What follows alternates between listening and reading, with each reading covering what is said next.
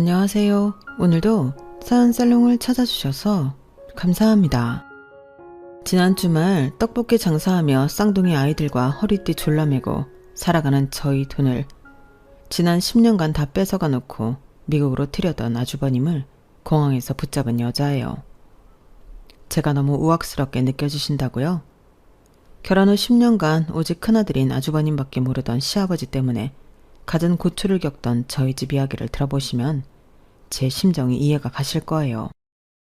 그동안 조선시대 신문고라도 올려 임금님께 하소연하고 싶을 정도로 마음이 참 답답했어요. 융통성 없고 착하기만 한 효자 남편 때문에 제 속은 다 문드러졌죠. 시댁 내 악역은 다 제 차지였으니까요. 21살 어린 나이에 시집아 20대를 변씨 집안에 다 바쳤다고 해도 과언이 아니에요. 그 대가가 병든 시아버지 똥개저기 갈고 한 푼 두 푼 모은 돈은 기생충 같은 아주버님 소나기로 다 들어갔다는 사실이 비참하네요. 저는 친정 엄마 집안부터 대대로 흙수저 중에 흙수저로 살아온 사람이에요. 엄마는 어려운 가정 환경 탓에 20살이 되자마자 팔리듯 나이 많은 남자 집으로 시집갔다고 해요. 그 나이 많은 남자가 바로 제 아버지였죠. 등 때밀려 시집간 집엔 웬 아줌마가 딸내미 5을 데리고 떡하니 버티고 있었다네요. 알고 보니 처녀였던 저희 엄마는 아들이 없던 집안에 씨바지로 들어간 거였죠. 순진한 산골 소녀였던 저희 엄마는 뒤늦게 그 사실을 알고도 도망칠 줄도 모르고 숙명인가 보다 하고 그냥 살았다고 해요. 하지만 시댁에서 원하는 아들은커녕 임신 자체가 잘 되지 않았고 결혼한 지 4년 만에 딸인 절 낳자마자 시댁에서 바로 쫓겨났다고 합니다. 그 탓에 전 아버지 얼굴조차 모르고 엄마와 둘이 살아왔어요. 여자들이 똘똘 뭉쳐 정말 힘겹게 버텨왔죠. 하나뿐인 자식인 절 먹여 살리기 위해 엄마는 포장마차 노점에서 떡볶이 장사를 시작했어요. 겨우 입에 풀칠할 정도로 벌긴 했지만 티끌 모아 태산이라고 조금씩 모아 초등학교 앞 가게 한 칸을 빌려서 장사를 할 수 있었죠. 전 학교에서 반장도 도맡아 했고 공부도 곧잘 해서 당연히 대학에 진학할 거라고 생각했어요. 서울대까진 아니어도 인서울대학엔 무난히 붙을 성적이었거든요. 그런데 대학 입시를 앞둔 어느 날 엄마가 일하시다가 심장 부정맥이 심해져 쓰러지셨어요. 전 엄마가 돌아가실지도 모른다는 공포감에 수능은 눈에 들어오지도 않았죠. 당장 엄마가 누워 계시니 병간호를 해야 했고 병원비와 생활비를 위해 제가 돈을 벌어야 했어요. 어찌저찌 고등학교 수업 일수를 채워 졸업은 했지만 대학은 몇 년 뒤로 미뤘어요. 엄마가 나아지시면 몇 년 뒤엔 반드시 대학에 가리라고 다짐했죠. 시간이 흘러 30대가 된 지금까지 대학 근처에도 못 가볼 줄은 꿈에도 몰랐습니다. 저희는 떡볶이 가게에 딸린 조그만 방 한 칸에서 살고 있었어요. 엄마는 퇴원하셨지만 아직 몸 상태가 온전치 않았기에 제가 떡볶이 가게를 운영하고 엄마는 주로 누워 계시게 했죠. 그때쯤 유독 우리 떡볶이 가게를 자주 찾던 근처 바지 공장에 청년이 있었어요. 처음엔 납품과 배달 일을 주로 하는 것 같더니 어느 날은 사무직으로 승진되었다고 입이 찢어지게 웃으며 당당히 걸어오더군요. 안녕하세요, 순애씨. 저 이제 사무직 됐어요. 더 이상 밖에서 청바지 박스 나르지 않아도 된다고요. 사무실에서 펜대 굴리며 편하게 일하게 됐네요. 축하해요. 소혁씨 똑똑하신가 봐요. 능력 있으니 이렇게 빨리 승진된 거겠죠. 오늘은 승진 축하 선물로 순대랑 튀김 서비스로 드릴게요. 아니요, 제 돈 주고 사 먹어야죠. 조금이라도 순애씨한테 보탬이 되는 사람이 되고 싶네요. 혹시 저한테 축하 선물 주고 싶으시다면 데이트 기회 한번 주시는 건 어떨까요? 제가 풀코스로 다 쏠 테니. 데이트요? 엄마가 심장이 약하셔서 방에 누워 계셔서 가게 일도 제가 도맡아 해야 하고 당최 시간이 없을 것 같아서요. 그때 뒷방에서 조용히 듣고 계시던 엄마가 큰 소리로 말씀하셨어요. 편서방, 우리 순애랑 데이트 허락할게. 둘이 재미난 시간 보내고 와요. 내가 옛날부터 사윗감으로 점찍어 놨다니깐. 얼마나 듬직하고 성실한지 몰라. 순애야, 얼른 갔다 와. 엄마 이제 몸 괜찮아. 엄마, 변서방? 사윗감? 소혁 씨랑 통성명한 지 한두 달밖에 안 됐는데 무슨 사위야. 우리 엄마가 저렇게 오바를 한다니까요. 네, 장모님. 분부 받들어 따님 안전하게 잘 모시고 다녀오겠습니다. 고맙습니다. 저희 엄마와 변서혁 이 남자는 마치 짠 듯이 서로 멘트를 주고받고 하더군요. 저도 마음속으론 싫지 않았는지 엄마가 괜찮게 본 남자라면 나도 믿을 수 있겠지 하는 생각에 생애 첫 데이트를 즐길 수 있었죠. 그 다음부터 결혼 이야기가 나오기까지 채 100일이 걸리지 않았던 것 같네요. 하긴 남친은 이미 저희 엄마한테 장모님이라고 불렀고 엄마도 변서방이라고 칭했으니까요. 변소혁. 성씨도 참 독특한 이 남자는 엄마가 일찍 돌아가시고 아버지의 형과 함께 살고 있다고 했어요. 옛날 사람들이 맏아들을 좋아하듯 남친 아버지도 큰아들인 형을 편애한다곤 했지만 그때 뭐 그러려니 했죠. 아버지는 지난 40년간 막노동을 하셨다고 하더군요. 저희 집도 형편이 안 좋은 건 마찬가지였으니 그 부분에 있어선 크게 거슬리지 않았어요. 차라리 비슷한 환경의 사람끼리 만났으니 아끼며 잘 살 수 있겠다고 생각했죠. 남친의 형은 7년째 사법고시 준비 중이라고 했어요. 시골에서 초등학교 다닐 때 전교 4등까지 해봤다나 뭐래나. 공부에 싹이 보인다고 아버지가 엄청 예뻐하시면서 지금까지 밀어줬다고 하네요. 근데 나중에 알고 봤더니 그 시골 초등학교는 한 학년당 전교생이 10명인 곳이었어요. 전체 10명 중 4등을 했던 형 식구들은 천재라고 생각했던 거죠. 상견례 장소로 중국 요리가 코스로 나오는 식당을 예약하고는 엄마와 전 동대문 시장에 가서 처음으로 정장 한 벌씩을 샀어요. 그런데 상견례 전날 저녁 남친에게 전화가 오더군요. 아유, 미안해 순애야. 우리 형이 사법고시 준비 중인데 스트레스를 많이 받았던지 오늘 온팡 체해서 지금 약 먹고 손 따고 난리네. 아무래도 내일 상견례는 다른 날로 미뤄야 할 것 같아. 정말 미안해. 어머님께도 죄송하다고 전해드려. 어? 형이 체했다고 상견례를 미뤄? 거기 예약하기도 힘든 중국집인데? 자기 집안에서 형이 얼마나 큰 존재이기에 체했다고 우리 중요한 일정까지 변경해야 해? 이건 결혼이 달린 문제라고. 자기한텐 정말 미안해. 우리 아버지는 형을 최고로 생각하셔. 마치 자기 분신처럼 여기는 존재이니 상견례 같은 중요한 가족 행사에 꼭 형을 데리고 나가야 한다고 생각하시나 봐. 뭔가 쎄한 기분이 들긴 했지만 저희 엄마한테 양해를 구하고 상견례 날짜를 뒤로 미뤘습니다. 변경된 상견례 날짜가 다가오는데 남친은 아버지의 분부라며 이번엔 형의 사법시험 이후로 미루자고 하더군요. 저희 엄마도 그쪽 집안의 중요한 스케줄이니 따르자고 하여 아예 3개월 후로 미뤘죠. 사법시험이 끝난 후 이번엔 형이 답안지를 밀렸었다며 기분 풀릴 때까지 한두 달 더 미루자는 거 있죠. 전 머리 끝까지 화가 났어요. 자기 지금 장난해? 결혼이 애들 장난도 아니고 우리 엄마도 계신데 우리 쪽 집안은 아예 무시하는 거야? 뭐야? 자기 형이 그렇게 대단한 존재야? 이제 사법고시 8년차 접어든다며. 그럼 깨끗이 포기하고 취업이나 하시라 그래. 미안해 순애야. 지금 우리 집 분위기가 살얼음판이라 상견례에 상자도 얘기를 못 꺼내겠네.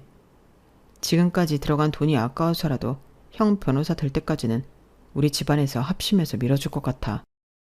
그건 큰아들만 사랑하시는 아버님이 알아서 하시겠지. 그래서 지금 자기 나랑 결혼하겠다는 거야. 아니야? 확실히 해. 이번에 또 미루면 나랑 결혼은 없던 걸로 할 테니. 아니야. 당연히 난 우리 이쁜 순애랑 하루빨리 결혼하고 싶지. 알았어. 분위기는 안 좋지만 다시 얘기해볼게. 저번에 정한 시간대로 밀어붙이지 뭐. 자기 아버지랑 형한테 꼼짝 못하는 모습에 실망했지만 저한테는 공주 대접해주며 끔찍히 잘해줬기에 믿고 결혼을 진행했습니다. 상견례 당일이 되었고 식당에 갔더니 그쪽 식구들이 우리보다 먼저 와 있더군요. 아니, 아줌마랑 아가씨는 예의를 밥 말아 드셨어? 하늘 같은 남편네 식구들을 기다리게 하는 경우가 어딨나? 첸정맞을. 초장부터 기분 나빠서리. 아버님 안녕하세요. 저희 7시 예약이라 안 늦고 정각에 도착했는데 무슨 문제 있으신가요? 여자 쪽에서 한 30분 전에는 와 있어야지. 그리고 우리 큰애기가 사법시험 답안지 밀렸었다고 온 집안이 초상집인데 굳이 이 날짜에 상견례를 해야겠어? 큰애기요? 지금 소혁씨 형님을 큰애기라 칭하시는 건가요? 나이가 서른인 사람을요? 그리고 여자 쪽에서 꼭 먼저 와야 한다는 법이라도 있나요? 저희가 늦지도 않았잖아요. 저희 엄마도 있는 자리에서 너무 몰아붙이지 마시라고요. 자자, 순애야. 우리 아버지가 요즘 기분이 좀 안 좋아서 그러시는 거니까 자기가 이해해. 어머님, 죄송합니다. 우리 밥 먹으며 기분 풀자고요. 네? 사장님, 얼른 음식 내와주세요. 서로 냉랭한 분위기 속에서 기름진 중국 음식 코스 요리를 먹었더니 상견례 후 저와 엄마 둘 다 체해버렸어요. 그 자리에서 남친 아버지는 자기 큰아들 자랑과 더불어 돈 얘기만 주구장창했거든요. 우리 큰애기는 반드시 위대한 변호사가 될 인물이에요. 그러니 우리 집안의 모든 스케줄은 큰애기 위주로 돌아가야 하고, 둘째 결혼하거들랑 일정 부분 큰애기 공부하는데 일조해야 한다. 사부인도 그 점을 미리 잘 알아두시길 바랍니다. 하니 사돈어른, 둘째 아들 내외가 결혼해서 자기들 생활하는 것도 빠듯한데 아주버님 공부 뒷바라지를 하라고요? 그런 경우가 어디 있습니까? 그놈의 사법시험 언제 붙을지도 모르는데요. 아니 사부인, 무슨 말을 그따구로 하십니까? 우리 큰애기가 얼마나 똑똑한데 될 놈을 밀어줘야지. 둘째는 고작 청바지 만드는 중소기업 다니는데 미래에 얼마나 더 비전이 있답니까? 남친은 큰 등치에 땀만 삐질삐질 흘리며 자기 아버지 말씀에 한마디도 못하고 눈치만 보고 있더군요. 참 답답했어요. 남친 형은 똥 씹은 표정을 하고 음식만 꾸역꾸역 먹더니 한마디 하더군요. 아니 사돈분들이 참 각박하시네. 이래서 무식한 사람들하고는 상종을 하면 안 된다니까. 난 우리나라 법조계에서 아주 큰일을 할 사람인데 투자 몰라요, 투자? 나 같은 사람한테 투자해야지. 나중에 든든한 뒷배가 되드리지. 안 그래요? 순애야, 이 결혼하게 되면 네 돈 다 뜯기게 생겼다. 당장 집에 가자. 대체 누가 무식한지 모르겠네. 30살 먹은 사람을 큰애기라고 하는 것도 처음 봤고 당최 이상한 집안인 것 같다. 얼른 따라 나와. 엄마와 전 너무 화가 나서 상견례 도중 나가버렸어요. 집에 와서 엄마와 진지하게 상의를 해봤죠. 이 결혼을 진짜 파토낼지 계속 진행할지에 대해서요. 엄마 미안해요. 저쪽 집안 분위기가 저 정도일 줄 몰랐네. 완전 예의를 밥 말아먹은 집안이야. 모든 게 다 큰형 위주로 돌아가나 봐. 소혁 씨는 너무 착한데 어떡하면 좋지 엄마? 넌 나의 전처를 밟지 않았으면 좋겠어. 난 혼인신고도 못 해보고 시댁에서 이용만 당하고 쫓겨났잖니? 난 우리 순애처럼 예쁜 딸을 얻었으니 그걸로 만족하고 살지만 우리 딸은 행복하게 살아야지. 안 그래? 내가 너무 어린 나이고 처음 사귄 남자친구라 그런지 나한테 끔찍하게 잘해주는 이 남자랑 결혼하고 싶은 마음이 크긴 한데 아무래도 안 되겠지? 그때 갑자기 떡볶이집 문을 쾅쾅 두드리는 소리가 들렸어요. 장모님, 순애야, 저 변서방이에요. 문 한 번만 열어주세요. 제가 무릎 꿇고 빌 테니 우리 아버지 한 번만 용서해 주시고 제발 들여보내 주세요. 웬 소란인가 싶어 얼른 문을 열어주었죠. 곰 같은 남친이 무릎을 꿇고 엉엉 울며 싹싹 빌고 있더라고요. 여기서 뭐 하는 거야 대체? 얼른 집 안으로 들어와. 남들이 보면 큰일이라도 난 줄 알겠네. 고마워 순애야. 자기랑 장모님이 마음 상해서 상견례 하다 말고 집으로 쌩하니 가버렸는데 그게 큰일이 아니고 뭐야. 내 얼굴 다시는 안 볼 줄 알고 겁이 나서 울며불며 쫓아왔다고. 장모님께 내가 잘 말씀드릴게. 남친은 울 엄마에게 너무 죄송했던지 얼굴을 쳐다도 못 보고 땅바닥에 코 박고 넙죽 엎드려서 엉엉 울며 싹싹 빌더군요. 장모님, 제발 순애랑 결혼하게 해주세요. 저 순애 없으면 못 살아요. 순애가 제 첫사랑이자 마지막 사랑이라고요. 아까 저희 식구들이 너무 잘못한 건 제가 이렇게 엎드려 사죄할게요. 한 번만 봐주세요, 장모님. 아우, 변서방 왜 이러나. 똑바로 앉아서 말해. 큰 등치에 힘들게 뭘 무릎까지 꿇고 두 손으로 빌고 있어. 우리 딸이 그 집으로 시집 가면 너무 힘들 것 같아서 그래. 변서방 착한 거야 내가 알지. 제가 중간 역할 잘할 테니 걱정 붙들어 매세요. 장모님, 남자로서 그까지 총알바지 제가 할게요. 우리 아버지랑 형도 그렇게까지 나쁜 사람은 아닌데 이번에 사법시험 망쳐서 기분들이 안 좋아서 그런 거예요. 죄송해요.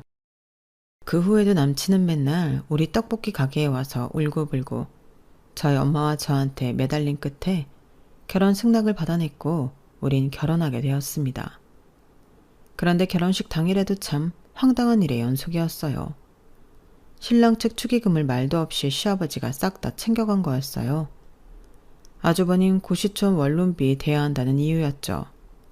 눈 뜨고 코 베인 느낌이었습니다.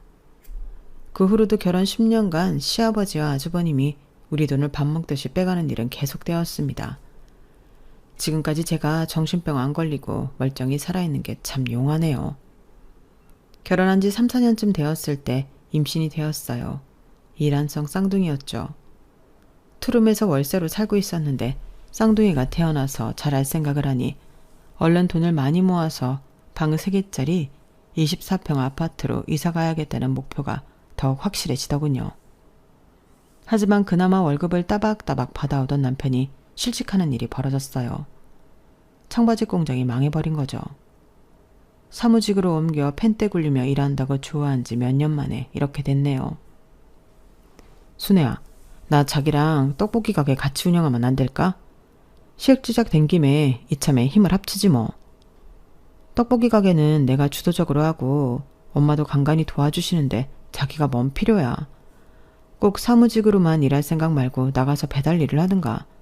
노점에서 붕어빵이라도 팔 생각을 해야지. 여기에 숟가락 하나 얹을 생각이나 하고 말이야. 아니 그게 말이야. 우리 곧 쌍둥이들도 태어나면 누군가는 아이를 봐야 하니까.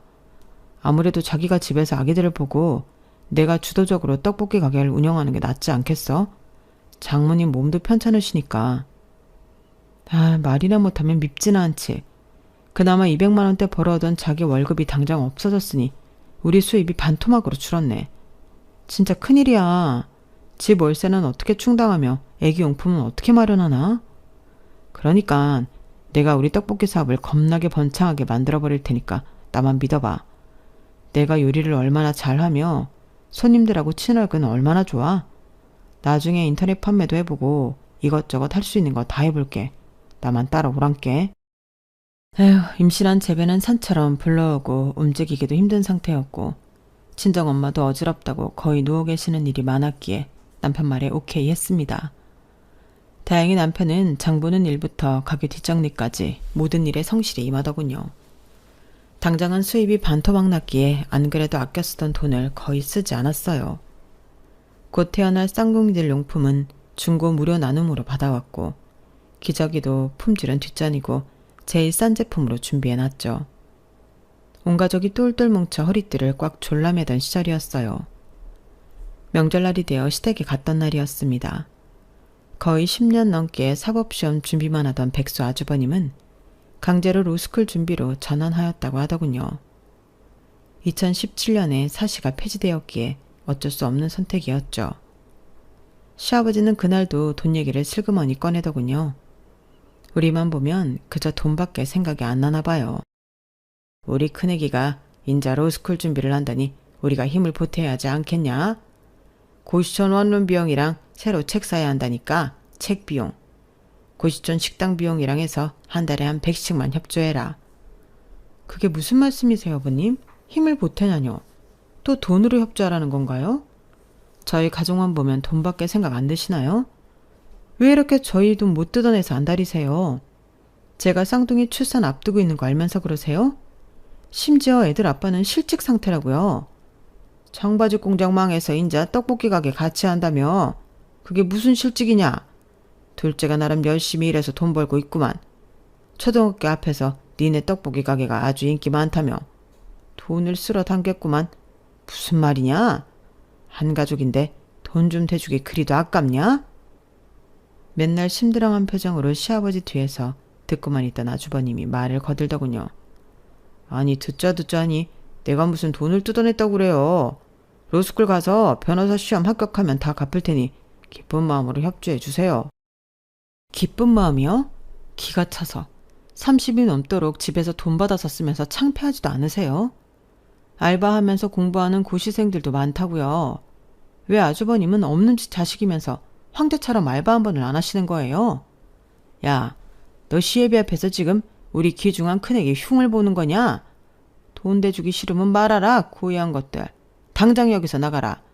명절이고 뭐고 니네 면상 앞두고 재수없어서 밥도 안 넘어가겠다. 퇴! 아버님, 정말 너무하시네요. 아버님 손자 손녀를 임신한 며느리한테 지금 재수없다고요? 여태껏 아버님과 아주버님한테 들어간 돈만 수천만 원이라고요. 어떻게 저희한테는 한 푼 보태주지도 않으시면서 큰아들만 예뻐하시나요? 차별이 너무 심하신 거 아니에요? 둘째 아들은 자식도 아닌가요? 큰애기는 무슨 큰애기예요. 30 넘어 큰애기라고 말하는 것 자체가 너무 징그럽네요. 저희 갈게요. 하루 종일 떡볶이 장사하느라 몸도 지쳤는데 바라던 바네요. 그 순간은 시아버지와 백수 아주버님이 진짜 도둑처럼 느껴지더라고요. 내 돈을 뺏어간 날강도 말이죠. 그때도 남편은 옆에서 눈만 껌뻑껌뻑하며 아무 말도 못하더군요. 바보 천치 등신처럼 보였어요. 명절 시댁 방문은 그렇게 안 좋게 끝났는데 며칠 후 시아버지한테서 전화가 왔어요. 시아버지 목소리는 매우 밝았죠. 며느리야, 고맙다. 쿨하게 협조할 거면서 뭘 그리 모진 소리를 하고 나갔냐? 우리 큰애기가 마음의 상처를 많이 받았다. 여튼 고맙다. 잘 쓸게. 에? 그게 무슨 말씀이세요, 아버님? 뭘 잘 쓰신다는 거죠? 저흰 돈 들인 적 없는데? 무슨 말이냐? 네가 줬다면서 둘째가 돈 붙여왔다. 매달은 못 주고 목돈으로 한꺼번에 주겠다며 1,800만 원이나 보내왔어. 아주 요긴하게 쓰겠구나. 우리 큰애기가 변호사 되면 이자까지 쳐서 다 갚을 테니 걱정 말아라. 1,800이요? 아버님, 지금 1,800이라고 하셨어요? 남편이 1,800 드렸다고요? 아버님, 나중에 다시 통화할게요. 끊을게요. 1,800만 원이라니. 청바지 공장이 망하면서 퇴직금을 전부 받지 못했지만 일부는 받았다더니 그 돈이었나 봅니다. 어떻게든 목돈 마련해서 3룸 아파트로 이사가고 싶었는데 그 돈을 홀랑 백수 아주버님한테 다 주다녀. 눈앞이 캄캄해졌어요. 당장 남편한테 따져 물었죠. 당신, 나 지금 열받아서 이 떡볶이 가게도 폭발시켜버리고 싶어. 다 같이 망해보자고 어디. 순애야, 아기도 가졌는데 그렇게 험한 말씀은 안 되지. 우리 쌍둥이들 다 듣겠다. 대체 왜 그래? 1,800? 180도 아니고 1,800을 들었다는 거야? 그 기생충 같은 당신 형한테? 대체 변호사는 언제 되는 건데 그 돈을 받기는 할 수 있을 것 같아? 당신 미쳐버렸냐고. 그거 우릴 줄 알았대? 아버지 기분 좋으시라고 당신이 쿨하게 승낙했다고 말씀드리긴 했지만 아버지가 낼름 전화하셨단 말이야? 자기야, 흥분 가라앉혀. 쓰러지겠다. 지금 나 쓰러지는 게 대수야? 당신은 형이랑 아버지가 그렇게 좋으면 그 집에 다시 기어 들어가. 이혼하고 당신 식구들이랑 잘 먹고 잘 살라고. 아니, 이혼이라니. 순애야, 우리가 어렵게 쌍둥이까지 가졌는데 아이들 무사히 출산해서 같이 잘 키워야지. 이혼이라니 무슨 소리야. 내가 천벌받을 짓을 했어. 정말 미안해. 무릎 꿇고 빌게. 결혼 승낙 받을 때도 무릎 꿇고 울고불고 난리를 치며 빌더니 또 그게 먹힐 것 같아? 내가 임신하고도 먹고 싶은 거 안 먹고 기름 냄새, 고추장 냄새 참아가며 하지 정맥류 생기도록 하루 종일 서 있으면서 장사하는 게 다 돈 벌려고 그러는 건데. 다 알지, 알아. 자기 고생하는 게 100번 1000번 알지. 미안해. 어떻게 하면 자기 기분이 풀릴까? 이혼 말은 입에도 담지 말아줘. 내 심장이 철렁한다. 자기랑 헤어지는 건 너무 무섭다고. 등치값도 못하는 이 등신아. 나랑 이혼하기 싫으면 1,800만 원 당장 가서 돌려받아. 계좌 가서 보여달라고. 내가 두 눈으로 확인해야겠어. 앞으로 통장은 싹 다 내가 관리할 거야. 알았어. 다시 가서 받아올게. 조금만 기다려줘. 기다리긴 뭘 기다려. 당장 가. 오늘 장사는 내가 다 할 테니 얼른 가서 우리 돈 가져와. 전 남편 엉덩이를 뻥 차버렸어요. 시댁 가서 돈 돌려받아 올 때까지 집에 들어올 생각일랑 말라고 했죠. 그 후 받아온 돈은 1,500만 원. 솔직히 마음으론 그 정도도 선방했다고 생각했어요. 순순히 돈 돌려줄 사람들이 아닌 걸 알았거든요. 분통 터졌지만 300만 원은 거지들한테 적선했다 생각했습니다. 친정엄마는 돈 아낀다고 병원도 잘 안 가시다가 지병이었던 심장 부정맥이 합병증까지 더 서했었어요. 저도 쌍둥이들 출산해서 키우며 정신없었고 남편도 혼자 떡볶이 가게 운영하느라 장모님까지 돌볼 여력은 없었죠. 이게 다 핑계였다는 걸 나중에 깨달았어요. 제가 아팠다면 저희 엄마는 절 이렇게 방치하진 않았을 텐데 사랑은 내리사랑이라고 제 새끼들만 돌보느라 친정 엄마한테 너무 소홀했던 거죠. 제가 참 불효녀였고 몹쓸 딸이었네요. 뒤늦게 후회한들 시간을 되돌릴 수 없겠죠. 그날도 엄마 혼자 떡볶이 가게에 한 조그마한 골방에서 주무시다가 심장마비로 떠나시고 말았습니다. 남편이 아침에 가게 문을 열고 들어가 보니 이미 싸늘하게 식어 있더래요. 비참했습니다. 그저 먹고 사는 문제에만 급급했던 제가 원망스러웠어요. 더불어 태어날 때부터 늘 따라다니던 가난도 지긋지긋하더군요. 하지만 정신을 차리고 장례식을 정성스레 치러드렸습니다. 그게 마지막 도리인 것 같았어요. 동네 장사를 오래 했기에 다행히 동네 상인들이 장례식에 많이 참석해 주었어요. 참 고마웠죠. 장례식 마지막 날 역시나 뚱한 표정을 하며 아주버님이 심드렁하게 들어오더군요. 재수씨, 우리 아버지는 못 오신대요. 허리가 아프시대나 뭐래나. 그래도 나랑 부족은 같이 낼 거니깐 너무 잔소리 말고요. 이게 말인지 방구인지 나이 30 넘은 사람이 사돈 어른 장례식장에 와서 재수씨한테 할 수 있는 위로의 말인가요? 초등학생도 그것보단 말 잘하겠네요. 그 주제에 무슨 변호사를 하겠다는 건지 어이없었죠. 일단 시아버지한테 전화를 걸었어요. 사돈 장례식장에 왜 못 오신다는 건지 따지고 싶었거든요. 정말 예의가 아니라고 생각했어요. 아버님, 몸이 많이 안 좋으세요? 저희 친정엄마 돌아가셨는데 눈 하나 깜짝 안 하시고 들여다보지도 않으세요? 장례식장엔 당연히 와야 하는 거 아니신가요? 당연히 가야 하는 게 어딨냐 세상에. 내 사정이 안 되면 못 가는 거지. 나 지금 등산동호회에서 등산하고 여자 회원들하고 한잔하고 있으니 전화 끊어라. 네? 허리 아프시다고 장례식장에 못 오신다는 분이 등산 가서 여자들이랑 술 마신다고요? 아버님, 가족끼리 어떻게 이럴 수가 있나요? 진짜 말도 안 되네요. 내가 왜 이런 집안에 시집왔는지 후회된다고요. 누가 시집 오랬냐? 나도 듬직한 우리 둘째 부잣집 처자한테 시집 보내고 싶었다.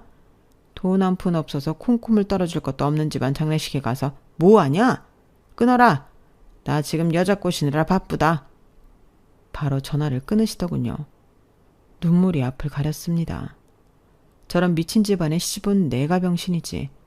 이런 제 앞으로 부조금을 받던 저희 쪽 지인이 난감한 표정으로 이런 말을 전하더군요. 저 변기준 변소춘 이름으로 부조금을 5,000원씩 내서 두 사람이 합쳐 총 10,000원 냈는데 이거 잘못 낸 거 아니야? 에? 변기준 변소춘이라면 저희 시아버지와 아주버님 이름인데 다 큰 성인들이 5,000원씩 부조금을 내는 일도 있답니까? 세상에 이런 일이 나을 법한 인물들이었죠. 당장 장례식 식당에서 밥까지 리필하며 음식을 처먹고 계시는 아주버님한테 따져 물었어요. 아주버님, 부조금 아버님이랑 5,000원씩 내신 거 맞나요? 5만원짜리 내려다가 잘못 내신 거 아니에요? 맞는데? 왜, 뭐 잘못됐나요? 나 밥 먹고 있으니까 나중에 얘기합시다. 지금 밥이 문제예요? 여기 밥 처먹으러 왔어요? 알만큼 많은 성인들이 부조금 5,000원 내는 게 말이 됩니까? 게다가 사돈 장례식에? 아, 또 돈 얘기입니까? 재수씨, 1,000원이면 어떻고 5,000원이면 어떻습니까? 여기까지 와준 게 고마운 거 아니오? 거참 예의를 밥 말아먹은 사람이네. 에이, 괜히 왔네. 그래, 말 잘했어. 당신 같은 사람 아주버님으로 두기 싫으니 장례식장에서 당장 나가버려요. 꼴 보기도 싫으니. 전 장례식장에서 우걱우걱 밥을 처먹고 계시는 아주버님을 내쫓아버렸습니다. 친정엄마 돌아가신 것도 슬픈데 장례식장에서 시댁 식구들 때문에 스트레스 받기도 싫었거든요. 1, 2년 후 아주버님이 서울대 로스쿨에 합격했다며 시아버지로부터 연락이 왔어요. 그동안 얄미웠던 감정에 있어서 몇 달간은 모른 척 하다가 석 달 후쯤 시댁에 찾아갔죠. 어서 오느라 며느라, 우리 큰애기가 무려 서울대 로스쿨에 합격해서 다니고 있단다. 이보다 더 큰 경사가 있을까? 내 생애 가장 기쁜 일이다. 풍악이라도 울리고 싶구나. 아버지, 뭘 그렇게까지 오버하세요? 그것보다 더 큰 경사를 식구들한테 오픈할게요. 얼마 전에 사귄 여자친구가 임신을 했다네요. 이제 아기 아빠가 된다고요. 심지어 강남 사는 잘 사는 여자예요. 강남 산다고? 역시 우리 큰애기는 팔자도 좋지. 그래, 당장 며느리 데리고 오너라. 결혼식부터 올리자꾸나. 벌써 결혼하신다고요? 나중에 변호사 시험에라도 붙거든 하시죠. 야, 며느리야. 너 지금 우리 큰애기 팔자를 질투하냐? 이래서 될 놈은 된다는 거다. 가만히 있어보자. 그럼 우리 큰애기 장가분에게 둘째 내가 한 1,000만 원만 협조해라. 1,000만 원이라뇨, 아버님? 저희 그렇게 큰 돈 없어요. 쌍둥이 키우는데 비용이 얼마나 많이 들어가는데요. 너네 아파트 반전세로 이사가려고 돈 모으고 있다는 거 다 알아. 1,000만 원이 왜 없겠냐? 그러면 이번에는 차용증까지 확실히 쓰고 빌려 쓰는 걸로 하자. 나중에 큰애기가 변호사 되면 다 갚을 테니 걱정 말아라. 그럼 500만 원만 빌려드릴게요. 결혼 축하금으로 빌려드리는 거니 이자까지 쳐서 꼭 갚아주세요. 서울대 로스쿨까지 붙었다고 하니 그나마 변호사의 길이 보이는 것 같아 500만 원 정도는 받을 수 있겠다 싶었죠.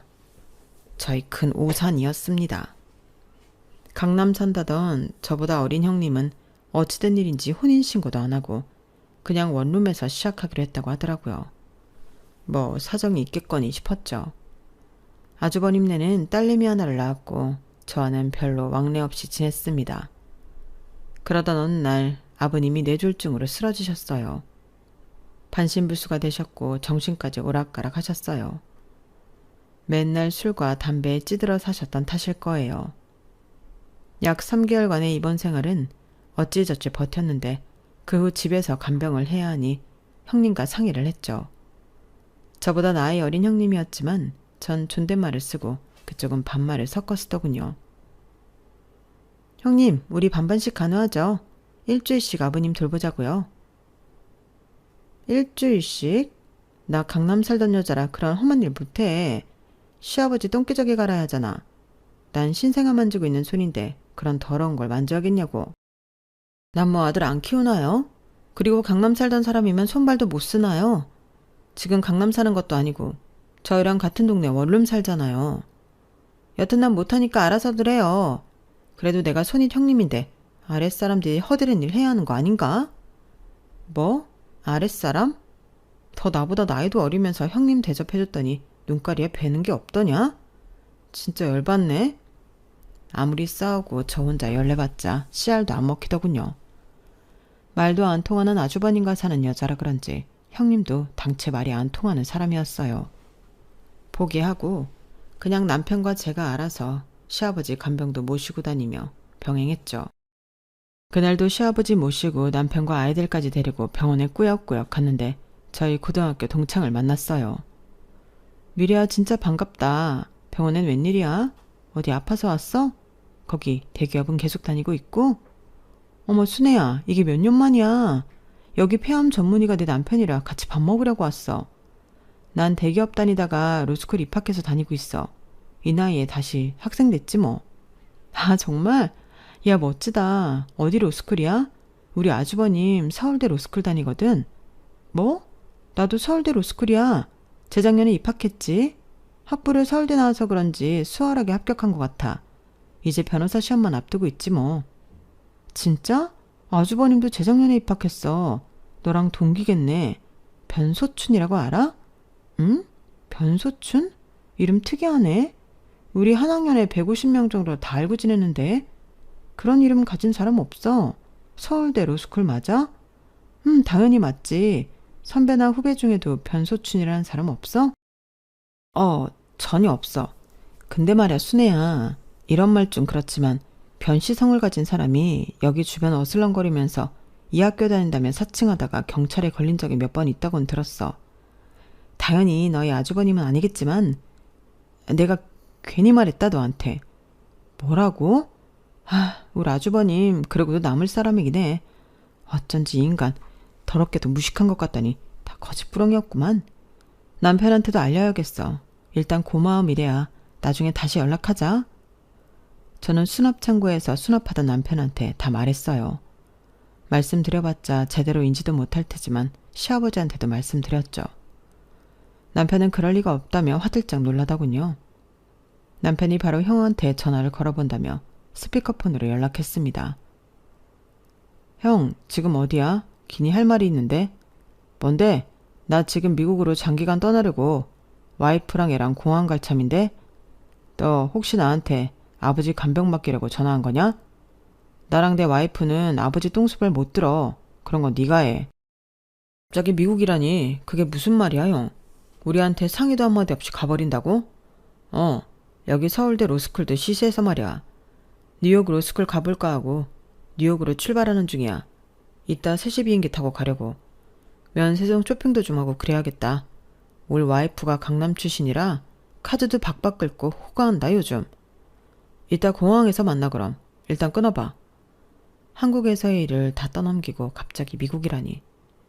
지금껏 빌려가고 뺏어간 우리 돈은 사기꾼 놈이 우리 돈만 쏙 빼먹고 미국 유형으로 도망가려는 것 같았어요. 가족이 아니라 왼수였죠. 전 남편한테 애들을 맡기고 바로 공항으로 향했습니다. 그 년놈들을 잡아 족치고 싶었어요. 더불어 형님이란 여자한테 아주버님이 로스쿨생이 아니고 그냥 사기꾼이란 걸 밝히고 싶었죠. 셋이 뉴욕행 비행기 탑승구 쪽을 쥐잡듯이 뒤져 아주버님 일행을 찾아냈어요. 그놈 뒷덜미를 덥석 잡아버렸죠. 야, 이 사기꾼아. 뭐? 서울대 로스쿨? 지금껏 공부도 안 하고 백수로 지내면서 이젠 사기까지 쳐? 그 시간에 막노동을 했으면 떼돈을 벌었겠다 이놈아. 옆에 있던 형님 눈이 휘둥그레지더군요. 여보, 동서가 지금 무슨 말하는 거야? 당신 서울대 로스쿨 다니다가 뉴욕대 로스쿨로 전학 가려는 거 아니었어? 이보쇼. 정신 차리쇼 형님. 서울대 로스쿨 나왔다고 뉴욕대에서 그리 쉽게 전학을 받아줍니까? 무슨 초등학교 전학 갑니까? 이놈 순 사기꾼이에요. 내 돈 내놔 이놈아. 지금껏 뺏어간 내 피 같은 돈 내놔. 나보고 웬 사기꾼이래? 이 옆에 내가 미쳤나? 재수씨라고 대여해줬더니 선을 쉬게 넘네. 니까짓게 뉴욕 가서 뭘로 밥 벌어먹고 살려고 그러냐? 돈도 없는 기생충 같은 게 네 아버지 간병은 왜 우리한테 다 떠넘기냐고. 내 와이프가 강남 살던 여자고 부잣집 딸내미인데 왜 못 살아. 미국 뉴욕 가서 떵떵거리면서 살 거다. 이거 놓으라고.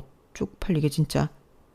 옆에 있던 형님이란 여자가 자기 집안 돈 믿고 뉴욕으로 간다니까 화들짝 놀라 거들더군요. 여보, 나 고아 출신에 돈 없는 여자야. 자기한테 돈 많다고 한 거 다 개뻥이라고. 지금껏 다 카드 돌려막기로 돈 쓰고 다닌 거야. 근데 자기도 서울대 로스쿨생 이런 거 다 뻥이야? 뭐? 자기 친정 강남 사는 사업가 집안이라며. 다 거짓말이었어? 이제 우리 어쩌지? 미국 가서 살 준비 다 해놨는데 말이야. 부부가 둘 다 쌍으로 가관이더군요. 둘 다 서로에게 뻥치다 딱 걸린 거였어요. 형님은 고아 출신에 빚만 엄청나게 있던 여자였고 아주버님도 사실 오락실만 열심히 드나들던 백수 아재였죠. 그들 사이에 태어난 아기만 불쌍했어요. 그들이 이혼하든지 말든지 그 후저는 아주버님이랑 작자에게 내 돈 받아내는 데만 힘썼습니다. 차용증 써서 빌려줬던 500은 어찌저찌 받아냈고 다른 돈들도 지구 끝까지 꼭 쫓아가서 받아낼 거예요. 저희 떡볶이 가게는 남편이 잘 운영하여 매출이 늘어났어요. 밀키트로 인터넷 판매도 시작하자 매출 규모는 수직 상승하더군요. 그 돈으로 시아버지는 요양병으로 보냈습니다. 집에서 보기에 한계가 있더라고요. 솔직히 뭐 얼마나 예쁜 사람이라고 집에서 수발 들고 싶겠어요. 요양병원으로 보내고 시아버지 얼굴 안 보니 살 것 같더라고요. 저희 가족은 방 3개짜리 24평 아파트로 이사갈 희망이 점점 보이네요. 그때까지 지금처럼 아끼며 성실히 살아야겠어요. 제 사연은 여기까지입니다. 여러분은 소중한 가족에게 이런 일 당하지 마시고 그저 행복하시길 바랍니다. 여러분, 사연 댓글에 응원과 현명한 조언 부탁드려요. 좋아요와 구독은 저에게 큰 힘이 됩니다. 오늘도 좋은 일 가득하세요.